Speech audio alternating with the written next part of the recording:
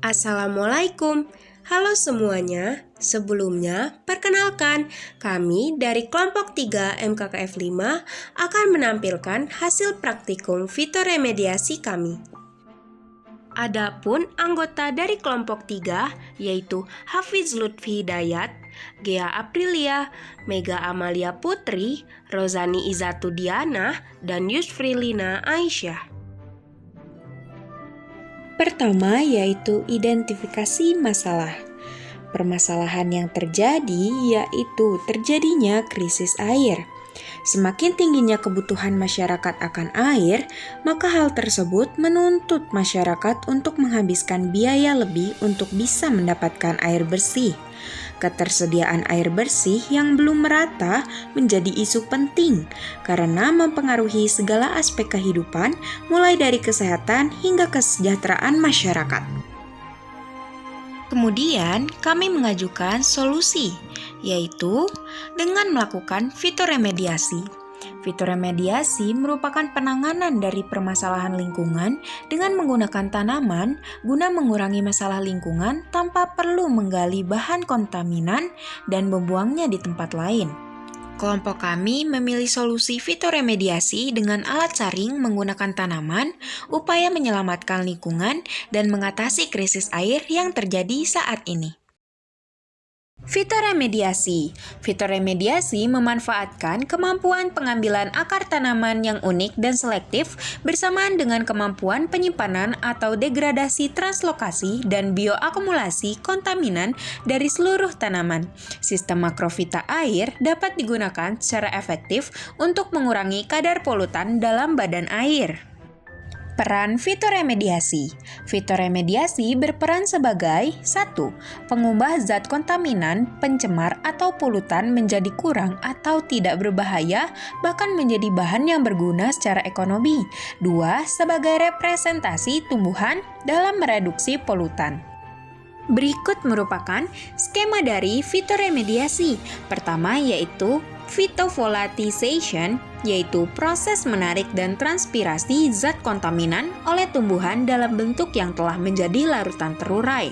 Kedua, ada phytodegradation, yaitu proses untuk menguraikan zat kontaminan yang mempunyai rantai molekul yang kompleks menjadi molekul lebih sederhana. Yang ketiga, yaitu phytostimulation. Ini merupakan pelepasan senyawa mikroba yang berada di sekitar akar tumbuhan. Keempat, yaitu phytostabilization, yaitu penempelan zat-zat kontaminan tertentu pada akar yang tidak mungkin terserap dalam batang tumbuhan. Dan yang terakhir, yaitu phytoextraction, merupakan proses tumbuhan menghilangkan unsur atau senyawa berbahaya dari tanah atau air yang memiliki kepadatan tinggi. Berikut merupakan keadaan awal air sebelum praktikum, yaitu berbau, keruh, terdapat jentik kecil dan kutu air dengan pH awal yaitu 8,2. Berikut merupakan alat dan bahannya, yaitu wadah, serabut kelapa, arang sekam, selang kecil, pH meter, batu zeolit, pompa air, tanaman kiambang,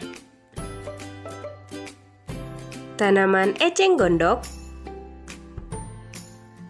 dan tanaman kangkung air. Susun serabut kelapa, batu zeolit, dan arang sekam dalam wadah. Urutkan alat penyaring fitoremediasi dengan susunan filter air, eceng gondok, kiambang, dan kangkung air. Pertama, alirkan air dari filter yang terdiri dari serabut kelapa, batu zeolit, dan arang sekam. Tunggu penyaringan sekitar 20 menit. Kemudian, air akan mengalir ke tanaman eceng gondok.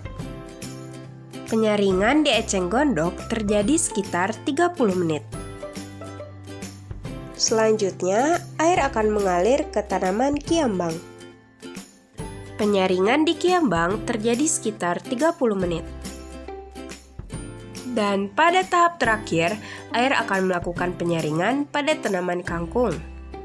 Penyaringan pada tanaman kangkung terjadi sekitar 45 menit. Setelah melakukan 1 kali penyaringan, air akan kembali ke filter pertama dan melakukan penyaringan kembali dengan bantuan pompa air. Setelah melakukan sekitar 5 kali penyaringan, berikut merupakan hasil airnya. Hasil air setelah disaring. Air jernih, tidak berbau, tidak ada jentik kecil dan kutu air dengan pH sebesar 7,3. Berikut merupakan perbandingan air sebelum dan sesudah fitoremediasi. Terdapat keadaan air sebelum praktikum dan keadaan air sesudah praktikum. Keadaan air sebelum praktikum, air keruh, berbau, terdapat jentik kecil dan kutu air dengan pH awal sebesar 8,2. Sedangkan keadaan air sesudah praktikum yaitu air jernih, tidak berbau, tidak ada jentik kecil dan kutu air dengan pH sebesar 7,3. Spesifikasi alat dan bahan. Pertama, serabut kelapa dapat menjerat logam yang partikelnya besar.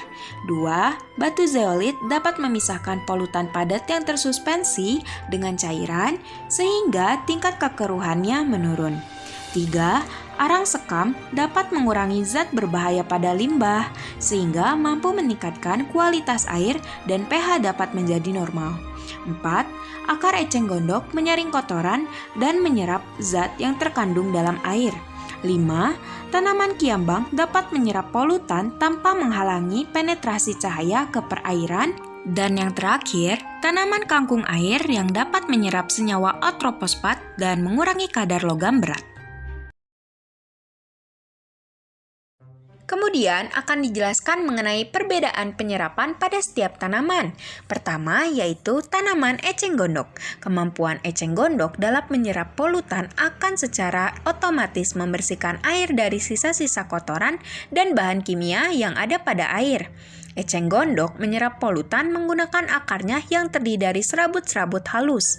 Pada akar eceng gondok terdapat mikroorganisme yaitu rhizosfera yang mampu mengurai senyawa organik, anorganik, bahkan logam berapat di perairan yang digunakan sebagai sumber makanan. Yang kedua yaitu tanaman kiambang. Tanaman kiambang merupakan salah satu metode pengolahan limbah untuk menurunkan polutan atau kandungan kadmium dalam air. Kadmium merupakan salah satu logam yang memiliki toksisitas tinggi dan bersifat karsinogen. Prosesnya, akar serabut terdapat pada bulu akar yang selalu terendam dalam air.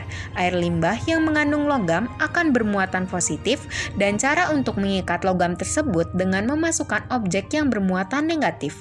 Akar tumbuhan bermuatan negatif berperan sebagai magnet untuk menarik unsur-unsur yang bermuatan positif. Selanjutnya yaitu tanaman kangkung. Pada kangkung, bau yang tidak sedap bisa berkurang sehingga mengurangi polusi air sebagai tempat perkembangbiakan nyamuk dan bakteri penular penyakit. Kangkung air juga dapat mengurangi kandungan ortoposfat dalam deterjen dan dapat menyerap logam berat.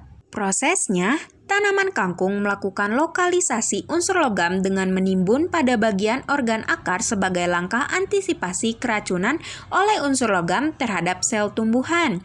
Tanaman kangkung termaksud ke dalam tumbuhan rizofiltrasi, yaitu tanaman yang menggunakan akar untuk menyerap, mendegradasi, dan mengakumulasi bahan pencemar sehingga logam yang diserap oleh tanaman cenderung terakumulasi di akar.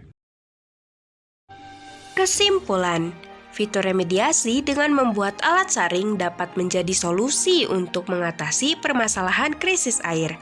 Komponen alat saring yaitu batu zeolit dapat mengurangi kekeruhan air, arang sekam dapat membuat pH netral, tanaman kangkung air dapat menghilangkan bau pada air, dan serabut kelapa serta eceng gondok dapat menyaring partikel dalam air. Hasil praktikum kami yaitu air jernih, tidak berbau, tidak ada jentik, dan pH sebesar 7,3. Jadi, kami memberi saran untuk menjadikan fitoremediasi sebagai solusi dari permasalahan krisis air. Selain mudah, alat dan bahan pun mudah didapatkan. Sekian dari kami, terima kasih. Wassalamualaikum warahmatullahi wabarakatuh.